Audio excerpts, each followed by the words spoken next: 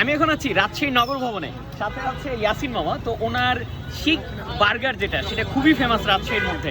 আমি যদি বলি রাজশাহীর বার্গার, তাহলে কিন্তু এই কথা বলতে হবে। তো মামা, আপনি আসলে বার্গারটা কিভাবে রেডি করেন? এখানে আপনি শিকে কি কি দেন? এখানে আপনার তেল আছে, মশলা আছে, মূলত তো চিকেন আইটেম দিয়ে। চিকেন, হ্যাঁ। আচ্ছা, এরপরে আপনি যখন বানটা বানান, শুরুতে কি দিলেন? তেঁতুলের সস, ওকে, তারপর? টমেটো সস, আচ্ছা, এরপরে? এরপর আছে আপনার মেয়োনিজ। আচ্ছা, তারপরে হচ্ছে আপনি শিকটা দেন। তো মূলত আপনার এই শিক বার্গার, এটা আপনি রাজশাহীতে তো মনে হয় আপনি প্রথম এটা চালু করেন। প্রথম চালু করেছি। তো এই আইডিয়াটা কোত্থেকে আসলো যে বার্গারের সাথে শিক যাবে? এটা এক বড় ভাইয়ের কাছ থেকে শিখা, ঢাকার থেকে। আচ্ছা, আমার কাছ থেকে শিখা। এখন আমি নিজে এখন দোকান করি। তো আমরা দুই ভাই মিলে। তো আপনার এইখানে মূলত কি স্টুডেন্টরা বেশি আসে সব থেকে?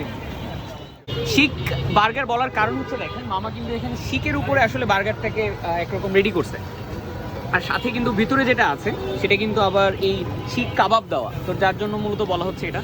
তো রাজশাহীর এই নগর ভবনের এই বার্গারটা অবশ্যই ট্রাই করবেন, আর আমি দেখে বোঝা হচ্ছে যে আসলে এটা অনেক টেস্টি হবে।